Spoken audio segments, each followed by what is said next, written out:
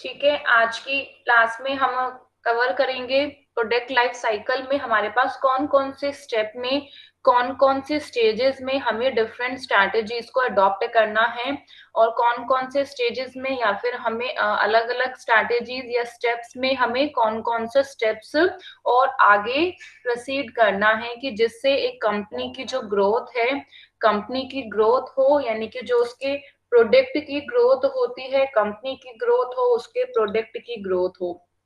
ठीक है, so in the different stages innovative and imitative products require the different kind of the marketing strategies। क्योंकि देखो अगर आपके पास एक प्रोडक्ट क्या है, बिल्कुल ही न्यू आया है, तो एक न्यू प्रोडक्ट अलग टाइप की मार्केटिंग स्ट्रैटेजीज को रिक्वायर करता है और जो इनोवेटिव है वो एक अलग टाइप के। ठीक है, अगर आपके पास प्रोडक्ट कैसा है तो different product different kinds of marketing strategies को अडॉप्ट करते हैं। So right from the embryonic stage of the product development, यानी कि जब हमारे पास कोई भी प्रोडक्ट क्या हुआ है, स्टार्ट हुआ है, तो एम्ब्रियोनिक स्टेज से these differences in dealing with innovative and imitative new products are noticeable। यानी कि जो भी ये इनोवेटिव और इमिटेटिव न्यू प्रोडक्ट को डील करने के ये जो भी डिफरेंसेस हैं, ठीक है, यानी कि हमें डिफरेंट टाइप के प्रोडक्ट्स में डिफरेंट स्ट्रैटेजीज अडॉप्ट करनी चाहिए। एक ही टाइप की प्लानिंग आपके हर सिचुएशन में कामयाब नहीं होगी, यानी कि आपको हर सिचुएशन के लिए एक अलग अलग टाइप की प्लानिंग करनी होगी। यानी कि आपके पास जो आपका गुड्स है, आपका जो प्रोडक्ट है, वो इनोवेटिव है या वो आपका इमिटेटिव है, तो उनके लिए हमें डिफरेंट टाइप की स्ट्रैटेजीज को अडॉप्ट करना है। तो for instances, for examples, a new brand of the soap, यानी कि जैसे साबुन की एक न्यू ब्रांड है, टूथपेस्ट है, स्कूटर है, ठीक है, और कार है, कि जैसे आपके पास स्कूटर है, कार है, toothpaste is an imitative new product. ये एक क्या है, ये एक इमिटेटिव न्यू प्रोडक्ट है, यानी कि ये जो न्यू प्रोडक्ट है वो क्या होंगे, स्टार्टिंग मार्केट में आए हैं। तो अगर ऑन द अदर हैंड कोई भी एक आपके पास के स्कूटर है, ठीक है, वो स्कूटर इमिटेटिव नहीं है, वो स्कूटर क्या है, आपका इनोवेटिव है। तो on the other hand flying car और the scooter is an innovative product. ठीक है, ऑन द अदर हैंड आपके पास फ्लाइंग कार और दो स्कूटर आपका इनोवेटिव है। It means in the case of the innovative prospective and not the present competition. कहने का मतलब क्या है कि आपके पास ऑलरेडी जो गुड्स है, इतना लोगों को पता है, वो इतना फेमस है, तो वो आपके लिए एक इतना चैलेंजेस नहीं होगा, आपके लिए इतना वो चैलेंजेबल नहीं है। लेकिन जो इमिटेटिव न्यू प्रोडक्ट्स हैं, have to overcome the existing competition to establish them। it means अगर एक प्रोडक्ट मार्केट में नया आता है तो उसे मार्केट में जो एग्जिस्टिंग कंपटीशन है उसे फेस करना पड़ेगा, उसे ओवरकम करना पड़ेगा।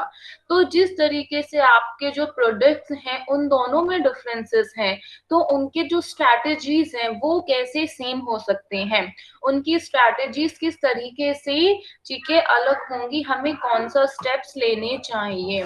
सो नंबर वन आपके पास है, नंबर वन है introduction and a growth stage. यहाँ पे जो स्ट्रैटेजीज यहाँ पे लिखी है ना, इन स्ट्रैटेजीज में हमने क्या किया है, इन स्ट्रैटेजीज को एक साथ ही, ठीक है, आपको एक्सप्लेनेशन है, लेकिन पॉइंट वाइज जहां पर भी मेन है वहां मैंने उन्हें हाईलाइट कर दिया है। तो अब यहाँ पर एक बार हम देखते हैं, क्योंकि जो स्ट्रैटेजीज में एक साथ है और हमें कब कब कौन कौन से प्रोसेस लेना है, तो आप इनको प्लीज नोट डाउन भी साथ साथ करते रहना। The introduction stage of the product life cycle is the entry। ये तो हम जानते हैं कि जो प्रोडक्ट लाइफ साइकिल में हमारे पास स्टेजेस हैं, यानी एक हमारे पास स्टेजेस है इंट्रोडक्शन स्टेज। एक स्टेज हमारे पास कौन सी है, दूसरी स्टेज हमारे पास हो गई है ग्रोथ स्टेज, फिर हमारे पास थर्ड स्टेज कौन सी है, मेच्योरिटी स्टेज है। ठीक है, तो फर्स्ट कौन सी है, इंट्रोडक्शन, सेकेंड कौन सी है, ग्रोथ, फिर देन कौन सी है, मेच्योरिटी, और फिर हमारे पास फोर्थ कौन सी स्टेज है, the decline stage. So in the first stages, the introduction stage of the product life cycle is the entry of the product in the market, यानी कि मार्केट में प्रोडक्ट की क्या होती है, एंट्री होंगी। So is the entry of the product in the market. ठीक है, तो मार्केट में क्या हो गया, हमारे पास प्रोडक्ट की entry. So generally in the earlier days of the introduction, because of the product is known and its positive characteristics are less known to the customer। कह रहे हैं क्योंकि जो प्रोडक्ट है वो हमारे पास, हम क्या है कि अर्लियर स्टेजेस में, ठीक है, और उसके जो हमारे पास प्रोडक्ट है उसमें क्या है कि हमारे जो सेल डिपेंडेबल होगी, तो सेल क्यों डिपेंडेबल होगी, सेल हमारी एकदम से तो राइज नहीं करेंगे इंट्रोडक्शन में। क्यों, क्योंकि जो प्रोडक्ट है वो अभी लोगों के लिए इतना न्यू है, अभी लोगों को इतना अवेयरनेस नहीं है। ठीक है, सो अब आपके पास यहाँ है, because of the product is known and its positive characteristics are well known to the customer. ठीक है, यानी अब आप यहाँ पे सिंपल देखिए, अगर प्रोडक्ट पता भी है, अगर मुझे पता है कि ये एक न्यू प्रोडक्ट मार्केट में आया है, तो मुझे उसकी कौन सी पॉजिटिव कैरेक्टरिस्टिक्स है वो कस्टमर को एकदम से पता नहीं होगी। क्यों नहीं होगी, मेन चीज की पहले अवेयरनेस होनी, कि प्रोडक्ट अवेयरनेस है। तो हमने इंट्रोडक्टरी स्टेज में अवेयरनेस का तो काम कर दिया, इट मीन्स कि कुछ लोगों को हमारे प्रोडक्ट के बारे में पता है। ठीक है, सम पीपल या फिर some customer knows about our product. So because the product is known, कि जो प्रोडक्ट है वो नोन है, and its positive characteristics are well known to the customer, और उसके जो पॉजिटिव कैरेक्टरिस्टिक्स हैं वो कस्टमर को वेल नोन है, तो कस्टमर को पता है।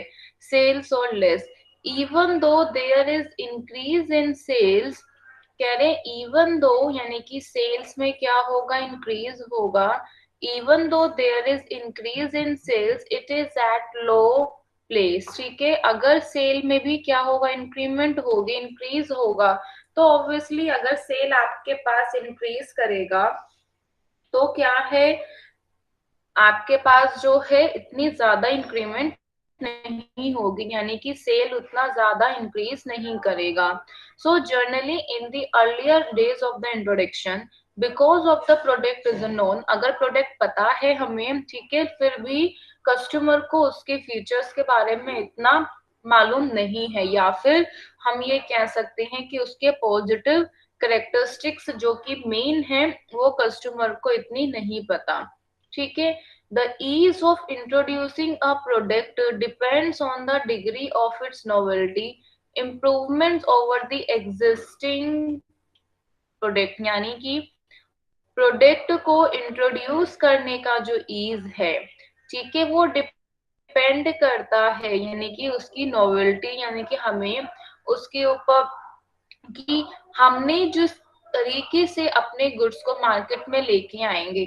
मेन चीज है कि हमारे गुड्स में क्या होनी चाहिए, अलग अलग से डिफरेंट फीचर्स होने चाहिए, अदर फैक्टर्स का होस्ट होना चाहिए।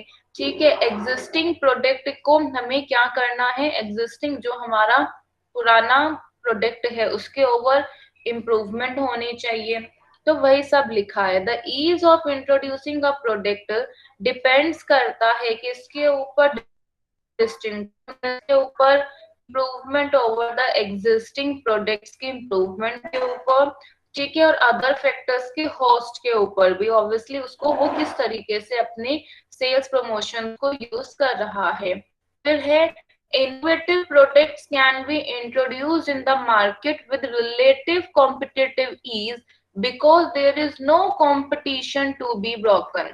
कह रहे हैं innovative products can be introduced, कि अभी तक हमने किसकी बात की थी, अभी तक हमने उन प्रोडक्ट्स की बात की थी कि इनके पास इंट्रोडक्शन ही क्या है, स्टेज के हैं, यानी कि इंट्रोडक्शन स्टेज के प्रोडक्ट्स हैं। So imitative products can be introduced in the market innovative products market में इंट्रोड्यूस कर सकते हैं with relative competitive ease because there is no competition to be the broken। क्योंकि आपके पास क्या है, जब आपने इंट्रोडक्शन स्टेज है, इंट्रोडक्शन स्टेज में आपको बहुत कंपटीशन को फेस करना है, ठीक है, ये चीज आपके माइंड में क्लियर होनी चाहिए। अब हम बात करते हैं इनोवेटिव प्रोडक्ट। इनोवेटिव प्रोडक्ट्स को हम मार्केट में इंट्रोड्यूस कर सकते हैं विद रिलेटिव कॉम्पिटिटिव ईज, यानी कि हमारे पास जो जो कंपटीशन है, ठीक है, कंपटीशन उतना ज्यादा टफ है क्योंकि आपके पास जो आपका गुड्स है वो कॉमन गुड्स नहीं है, आपका गुड्स एक इनोवेटिव गुड्स है, आपका गुड्स एक इनोवेटिव प्रोडक्ट्स है। So innovative products can be introduced in the market. Innovative products हम मार्केट में इंट्रोड्यूस कर सकते हैं with relative competitive ease because there is no competition to be broken, क्योंकि उसका कॉम्पिटिशन क्या है, नहीं हो पाएगा। सो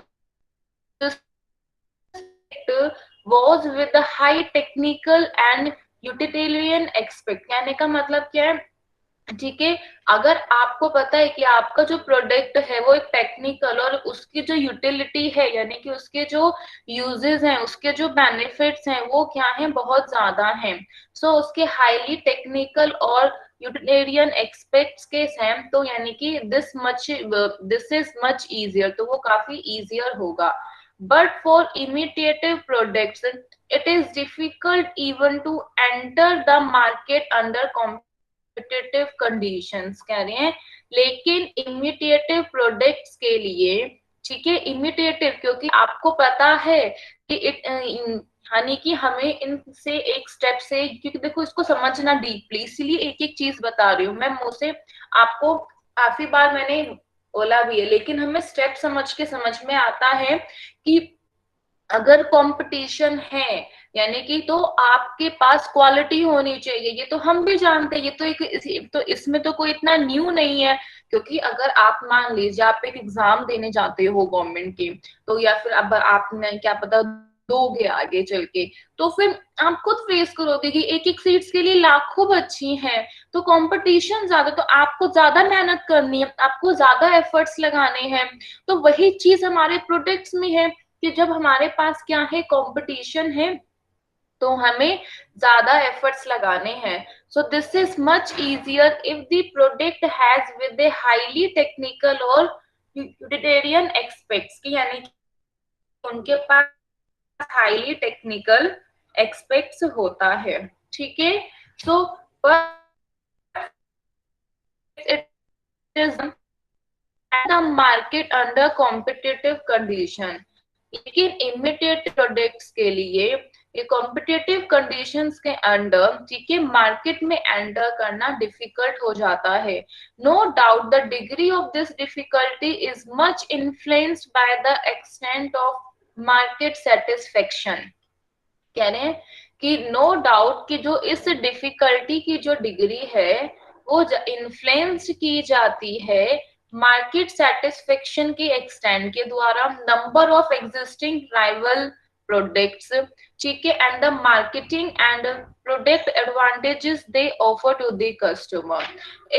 इट मीन्स कि आपको ये सबसे पहले देखना है कि जो आपका जो प्रोडक्ट है वो अपने राइवल प्रोडक्ट, यानी कि जो एग्जिस्टिंग राइवल प्रोडक्ट्स हैं, ठीक है, जो आपके पास उसके मार्केटिंग या फिर प्रोडक्ट एडवांटेजेस कस्टमर को मिल रही है, उसमें वो किस तरीके से इन्फ्लुएंस्ड है, यानी कि किस तरीके के एक्सटेंट के द्वारा, यानी कि आपकी डिफिकल्टी लाई करती है, मेन ये पॉइंट है, ठीक है। आपको समझना क्या है कि आपका कोई भी जो प्रोडक्ट है वो अपने राइवल प्रोडक्ट्स के टर्म्स में, मार्केट सेटिस्फेक्शन के टर्म्स में, ठीक है, मार्केटिंग और प्रोडक्ट एडवांटेजेस, क्या वो कितने सारे बेनिफिट्स वो कस्टमर्स को दे सकते हैं। अगर आपको लगता है कि वो इतने सारे बेनिफिट्स दे सकते हैं, इट मीन्स कि जो आपकी जो डिफिकल्टी है वो क्या हो जाएंगी, वो इजी हो जाएगी। आपकी जो डिफिकल्टी है प्रोडक्ट की वो कन्वीनियंसी, यानी कि वो आराम से इजी होगी। Now the next, the prospective consumers for a newly introduced product is already selective in his nature.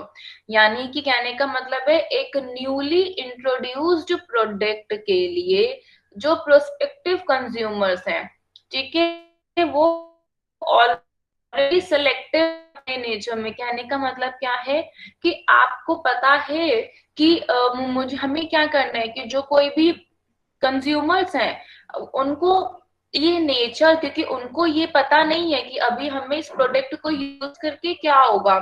कोई भी फर्स्ट टाइम कोई भी गुड्स को यूज करता है तो ऑब्वियसली उससे क्या होती है, यूटिलिटी ज्यादा होगी। तो एक जो प्रोस्पेक्टिव कंज्यूमर्स हैं अपने न्यूली प्रोडक्ट गुड्स के लिए ऑलरेडी सिलेक्टिव, ये तो हमें मालूम है कि वो क्या करेंगे, सिलेक्टिव होंगे। Therefore, new imitative products should have some set of features and marginal improvements. ठीक है कि जो एक न्यू इमिटेट में कुछ हमारे पास सेट ऑफ फीचर्स और एक मार्जिनल इम्प्रूवमेंट्स होनी चाहिए, so as to divert the attention, affiliation and loyalty of the customer, की ताकि हम एक ऑलरेडी एग्जिस्टिंग ऑल्टरनेटिव ब्रांड से, ठीक है, हम यानी कि कस्टमर की लॉयल्टी, इन सबको टेंशन, यानी आपको कंसर्न क्या करना है, आपको कंसर्न करना है कि मेरा गुड्स मार्केट में आया है, मेरा प्रोडक्ट मार्केट में आया है, ठीक है, जब मेरा गुड्स मार्केट में आया है तो कस्टमर, जो कंज्यूमर्स हैं वो ऑलरेडी दूसरे गुड्स को अब यूज कर ही रहे होंगे।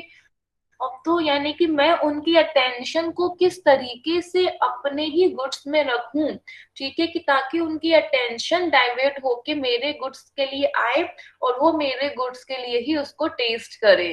अब मेन मेन कंसर्न यहाँ ये है कि हमने ऐसा किया तो ऐसा क्या, यानी कि हमारे साथ भी कोई और करेगा अगर हम करेंगे।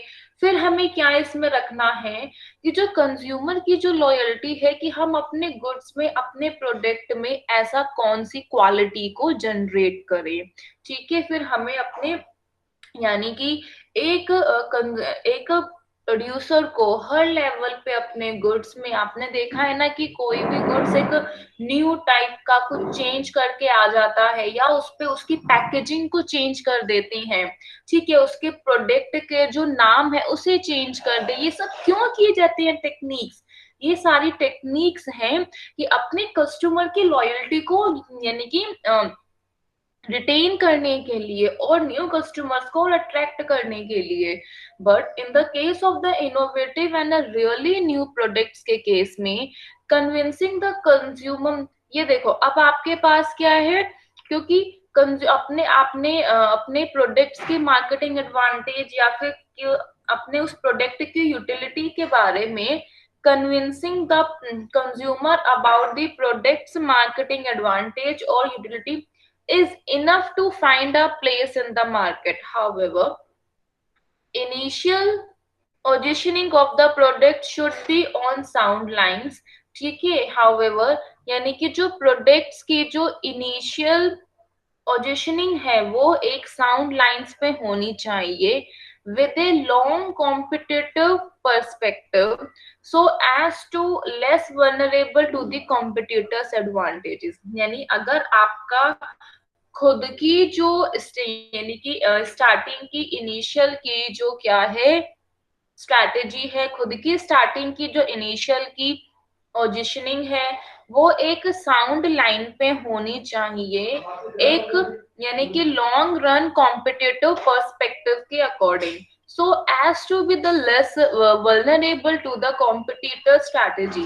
इसका मतलब क्या है कि अगर हम एक अपने साउंड लाइंस पे कॉम्पिटिटिव पर्सपेक्टिव्स के अकॉर्डिंग वर्क करेंगे तो हमारे पास जो कॉम्पिटिटर्स की स्ट्रैटेजीज के अकॉर्डिंग यानी कि हमें इतना फर्क नहीं पड़ेगा, so to be the less vulnerable to the competitor strategy, ठीक है। इतना मैंने आपको एक एक लाइन डिटेल में इसीलिए समझाई है कि ये थोड़ा सा टेक्निकल है, that is why.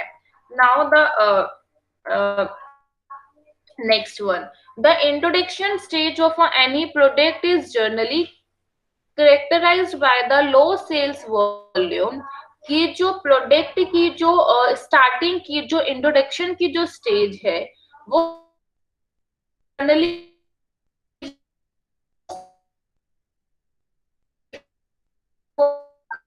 Limited distribution है and high cost of promotion, और जो हमारे पास प्रमोशन है वो क्या होगा, प्रमोशन की कॉस्ट ज्यादा होगी, डिस्ट्रीब्यूशन कम है। ठीक है, इसका मतलब कि हमें यहाँ पे इनोवेटिव और इमिटेटिव में थोड़ा बहुत क्या है कि एक दो पार्ट हमें कॉमन मिल सकता है। कब, मान लीजिए आपका इनोवेटिव प्रोडक्ट है, ठीक है, इनोवेटिव में आपके गुड्स की सेल नहीं हो रही है, आपकी जो सेल्स है वो उतनी ज्यादा एनहांस नहीं हो रही, तो अल्टीमेटली आपका इनोवेटिव एक इमिटेटिव की कैटेगरी में ही चला जाएगा। ठीक है, तो स्टार्टिंग में दोनों में दीज फीचर्स क्या होंगे, वो कॉमन होंगे। ठीक है, अब ना नेक्स्ट एक बार स्ट्रेटेजीज इसमें देखते हैं, ये पॉइंट्स में आपको यही बताया हुआ है।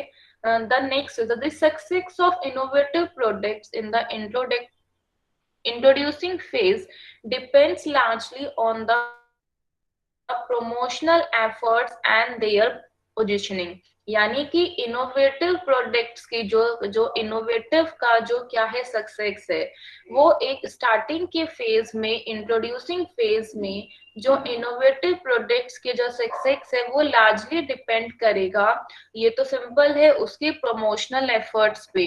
यानी आपको सिंपल इंट्रोडक्शन के बाद कंटिन्यूअसली अपने एफर्ट्स रखने हैं, अपनी पोजिशनिंग को रखना है। ठीक है, आपको अपने लार्जली डिपेंड्स करोगे on the promotional efforts and their positioning. But the success of imitative products is conditioned by the extent of competition, existing competitors, strength and quality of their products।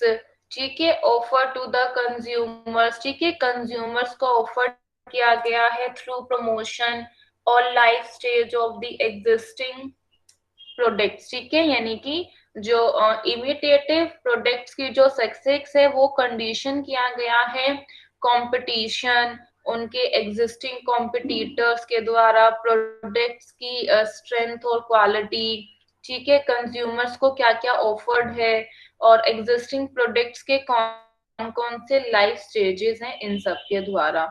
The duration of the introduction stage for innovation is generally less. कहने का मतलब है कि innovation की जो starting की introduction stage है उसका जो ड्यूरेशन है, टाइमिंग है, वो जनरली लेस है, कम है। Provided the products are effectively and extensively promoted, कि यानी कि प्रोवाइडेड की जो प्रोडक्ट्स है हम उन्हें इफेक्टिवली और एक्सटेंसिवली क्या करेंगे, प्रमोट करेंगे। ठीक है, ये पार्ट तो अभी तक जो भी हमने स्टार्टिंग में किया उतना ही पार्ट है। यहाँ देखो ये जो क्या लिखा हुआ है इसमें कि imitative products often fail because of the competition।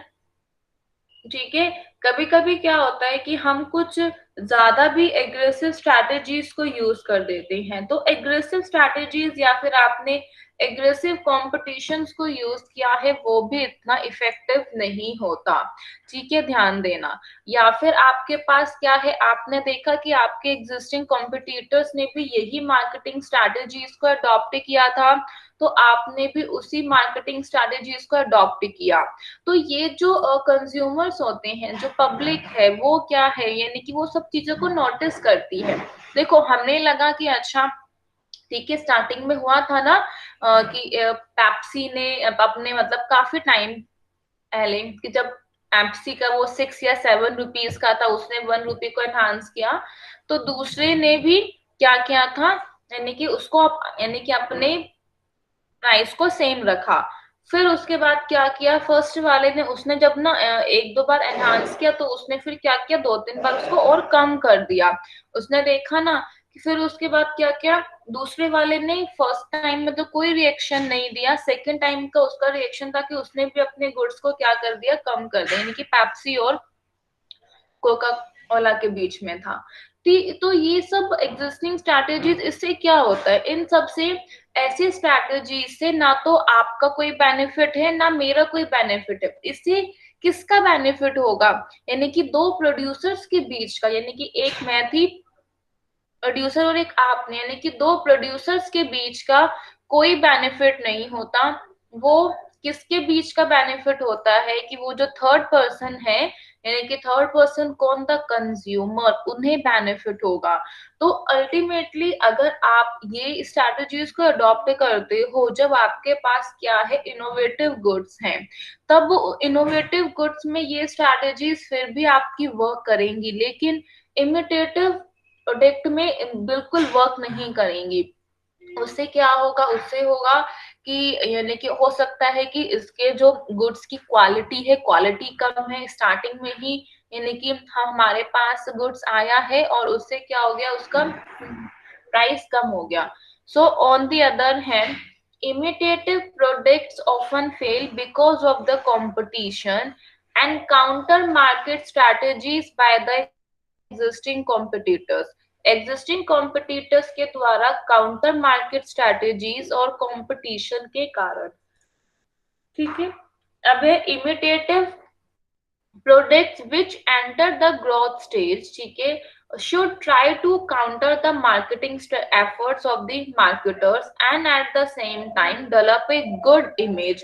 समझ में आया कि हमें क्या वर्क करना है और हमें क्या वर्क नहीं करना। So at the same time develop a good image and a competitive edge by capitalizing the weakness of the existing products, ठीक है। अगर आप अपने एग्जिस्टिंग प्रोडक्ट्स को ही उसमें कुछ न्यू इंट्रोड्यूस करके करना चाहते हो, तो competitive edge by capitalising the weakness of the existing products, existing products की वीकनेस को क्या करके उसे इम्प्रूव करके और कैपिटलाइज करके। The intensity of the competition will also differ in this stage. कह रहे हैं कि जो कंपटीशन की जो इंटेंसिटी है इस स्टेज पे, यानी कि जो आपका कंपटीशन है, नंबर ऑफ द कंपटीशन है, आपके दोनों में ही क्या होंगे, डिफर होंगे, ठीक है। Should plan for product improvement and finding the new uses for the product, और आपको प्रोडक्ट के न्यू यूजेस के लिए देखना होगा, ठीक है। ये चीज क्लियर हुई, कोई डाउट है इसमें किसी को, ठीक है। ये लास्ट पार्ट हमारा ये रह गया है। Thus the marketer can maintain his competitive edge and retain his distinction and the market share, ठीक है। तो वही जितना हमने सब कुछ रीड किया उसी का ही ये पार्ट है कि उन्हें अपने कॉम्पिटिटिव एज को मेंटेन करना चाहिए, अपने मार्केट शेयर को भी retain. The duration of the this stage of the product life cycle में also very in both the cases, यानी कि प्रोडक्ट लाइफ साइकिल की क्या है, स्टेज की जो टाइमिंग है वो ऑल्सो वेरी करेगी दोनों ही केसेस में, ठीक है। दोनों की जो स्टेजेस, ऐसा नहीं है कि जो एक प्रोडक्ट लाइफ साइकिल की जो मैंने आपको स्टेजेस बताई हैं वो फिक्स है, ठीक है। इसी प्रोडक्ट में इंट्रोडक्शन स्टेज में कम टाइम लगता है, तो इसी को ज्यादा टाइम लग सकता है कि यानी कि अभी तक उसकी सेल इंक्रीज ही नहीं हुई है, ठीक है। तो यानी कि imitative products unless they are highly distinctive, please remember that, जब तक कि वो हाईली डिस्टिंक्टिव नहीं होंगे, उनके पास जो फीचर्स होगा वो हाईली यानी कि न्यू फीचर्स में नहीं होगा, of the better quality and exceptionally available to the consumer, यानी कि कंज्यूमर जब तक हमारे गुड्स को लेने के लिए क्या हो कि उनको परस्यू ना किया जाए, या फिर वो जब तक यानी कि हमारे गुड्स को लेने के लिए रेडी ना हो खुद से, ठीक है, उसके लिए आपको क्या करना होगा, उसके लिए आपको बेटर क्वालिटी का गुड्स कंज्यूमर्स को देना होगा और हाईली डिफरेंट फीचर्स। तो have a short span of the growth stage, तो ऐसे में क्या होगी, यानी कि फिर ऐसे में आपकी ग्रोथ स्टेज की में यानी कि शॉर्ट स्पैन का होगा, ठीक है। ऑन द अदर हैंड अगर आपके पास कोई भी innovative products are likely to stay in the growth stage for the longer, तो अगर आपके पास इनोवेटिव है, क्योंकि इनोवेटिव में आपके पास क्या है, क्योंकि न्यू अलग अलग टाइप में आप उनको क्या करते रहोगे, गुड्स में चेंजेस करते रहोगे। इनोवेटिव का मतलब R&D, ठीक है, R&D में आपने इन्वेस्टमेंट की, कोई सर्च किया, मिला, तो आपकी क्या होगी, ग्रोथ स्टेज उस केस में लॉन्गर के लिए क्या होगी, ज्यादा होगी। ठीक है, यहाँ देखो, यानी कि अगर आपके पास इमिटेटिव में क्या है, हाईली डिस्टिंक्टिव, ये सब बेटर क्वालिटी नहीं है, तो फिर इस केस में क्या होगा, ग्रोथ स्टेज आपकी शॉर्ट स्पेन की होगी। ठीक है, इनोवेटिव में है, तभी तो इमिटेटिव से उसका नाम करके इनोवेटिव हो गया, तो उसमें आपकी जो ग्रोथ स्टेज में क्या होगी, वो लंबे समय के लिए होगा। ठीक है, सो आज का ये जो टॉपिक था, इस टॉपिक में सिर्फ हमारे पास एक्चुअली सिर्फ था तो इसमें एक ही पेज, लेकिन इसको डिफरेंट स्ट्रैटेजीज करके हमें कौन सा इंट्रोडक्शन में ग्रोथ में अडॉप्ट करना है, उसके अलावा भी बहुत स्ट्रैटेजीज होती हैं। ऐसा नहीं है कि सिर्फ अभी तक मैंने आपको इंट्रोडक्शन ग्रोथ,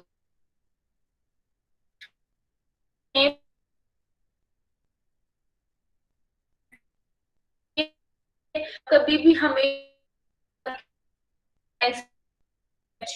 और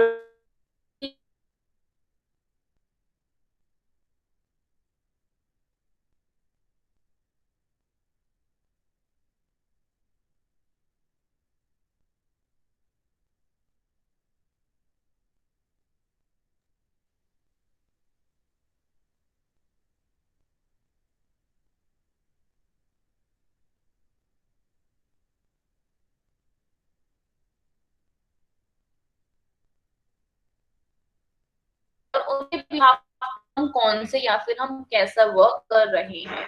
ठीक है, तो हमें और कौन से स्टेप्स को लेना चाहिए, यही स्ट्रैटेजीज हैं, यही क्या है, स्टेजेस हैं इसमें डिफरेंट में। और डिक्लाइन में करके कोई बेनिफिट नहीं है, ऑलरेडी सब कुछ क्या हो गया, डिक्लाइन हो गया, सब कुछ प्रॉफिट लो है। ठीक है, सब कुछ आपके पास क्या है, आपका नेगेटिव में है, आप और उसमें आउटफ्लो करके और आपका नेगेटिव में हो जाएगा। जो भी आपको करना है तो वो आपको इंट्रोडक्शन, ग्रोथ और मेच्योरिटी स्टेज तक करना है। फॉर्म्स होती हैं, एक मतलब रिसर्चर्स ने जो भी एनालाइज किया, रीड किया, उसके द्वारा ही उनको ये मिला। तो डिक्लाइन स्टेज पे ऐसा नहीं है, बहुत सारे जो फैक्ट्री मेकर्स हैं या फिर आपके पास हैं, बहुत सारे वो डिक्लाइन स्टेज पे भी काम करते हैं, डिक्लाइन स्टेज पे भी वर्क करते हैं। ठीक है, अलग अलग डिफरेंट स्ट्रैटेजीज को यूज करेंगे।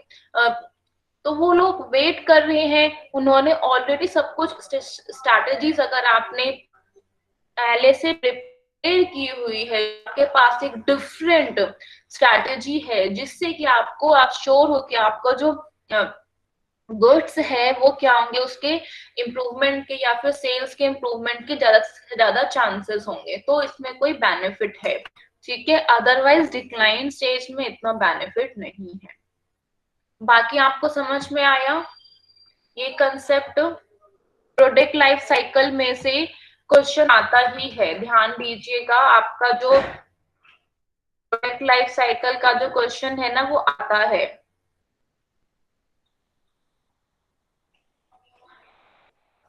किसी को कोई डाउट तो नहीं है? पूछा नहीं आपने? अच्छा, एक मिनट, मैं ये आज के लिए इतना ही, ठीक है।